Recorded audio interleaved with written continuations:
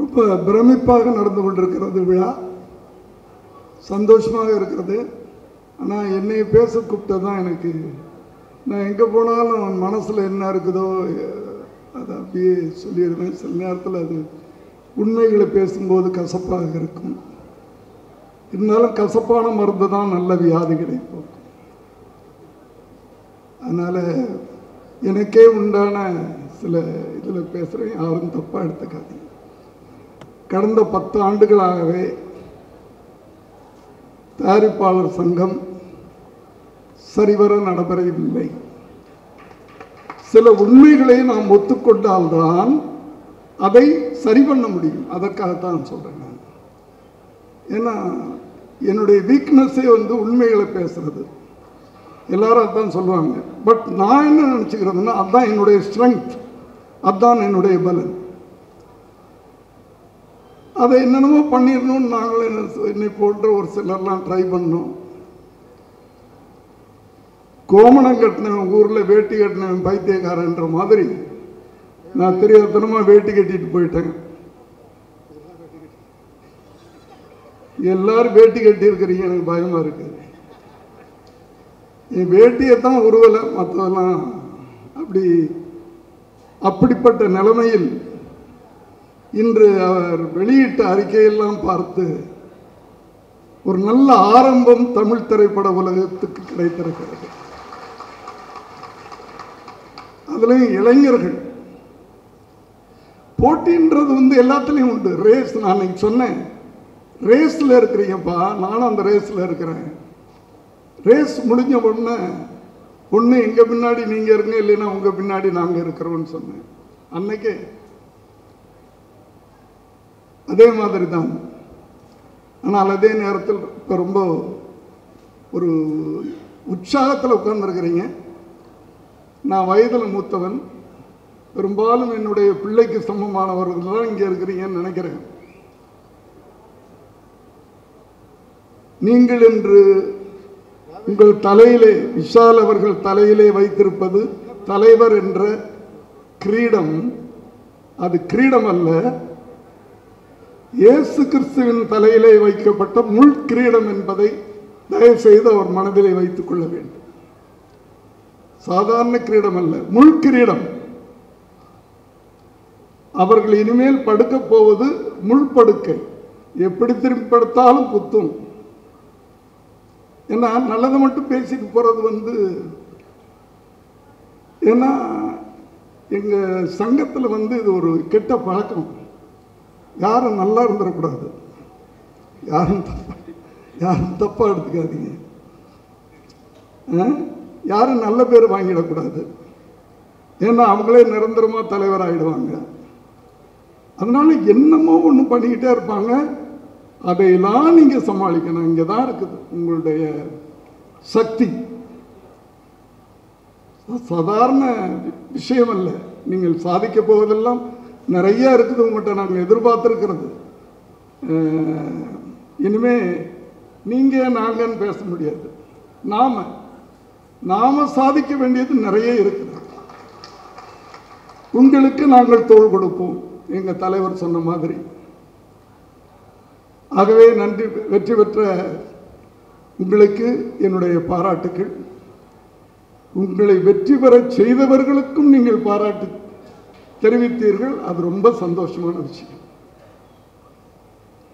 சிவனே நடிகர் சங்கத்தில் இருந்தவரை நீ அங்கேயே இருக்கிற, இங்க வான் பிடிச்சி பிடிவாதமா எழுத்துட்டு, ஐயோ சாரி, அப்படிதான் எதையாவது பேசிடுவேன். நல்லதுக்குதான் நல்லதுக்குதான் எல்லாம் அவனுக்கு நல்லதா அப்படின்னு கூட்டிட்டு வந்தவருக்கு நீங்க நன்றி சொல்லணும். அது மாத்திரமல்ல, இன்று வெற்றி பெற்ற செய்ததும் அவர்தான். ஏன்னா நாங்க ஒரு அணியா ஆரம்பிச்சோம், அதை உடைச்சு 2 அணியா பண்ணாரு. எங்களுக்கு 600 ஓட்டு, உங்களுக்கு 470 ஓட்டு. இது ஒரு அணியா இருந்திருந்தா நீங்க ஜெயிச்சிருக்க மாட்டீங்க. உடைச்சாரு பாருங்க. அங்கதான் மறுபடியும் என்னை மன்னிச்சிருங்க. நான் பார்த்து ஏறணும்னா இப்படித்தான் பேசுவேன். தெரியாதனமா என்னை மைக் முன்னாடி நிறுத்துறீங்க, தப்பா? தேங்காய் உடைச்சா தானே சாப்பிட முடியும். ரைட், சட்னி இப்படி அவர்களுக்கு இந்த இடத்துல நன்றி செய்தீர்கள். அது ரொம்ப பெருமையான விஷயம், ரொம்ப பெருமையான விஷயம். உங்களுடைய பரந்த மனப்பான்மையை இங்கே காட்டுங்க.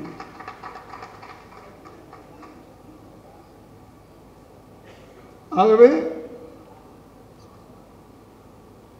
அடுத்த 2 ஆண்டுகளுக்கு பிறகு வரப்போகின்ற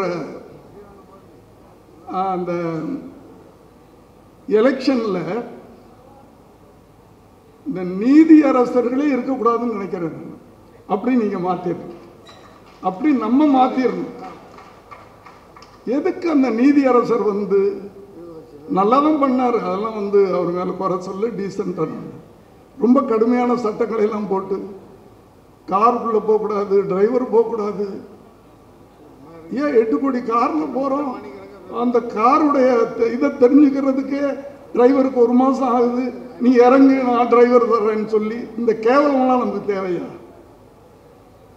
யாரோ சொன்னார்களாம் டிரைவர்லாம் கூட்டிட்டு போகக்கூடாது, கார்லாம் கூட்டிட்டு போகலாம், நம்மளே ஆளுங்க சொன்னாங்களாம். இதெல்லாம் எதுக்குன்னு எனக்கே தெரியல. நம்மளே நம்ம தடம் தாழ்த்தி கொள்ளுகிறோம். ஸ்போர்ட்டிவா இருக்கணும். நான் எலெக்ஷன் அன்னைக்கு நான் பாட்டுக்கு எல்லாத்துட்டையும் ஜாலியா இருந்தேன். நான் ஜாலியா இருந்தேன்.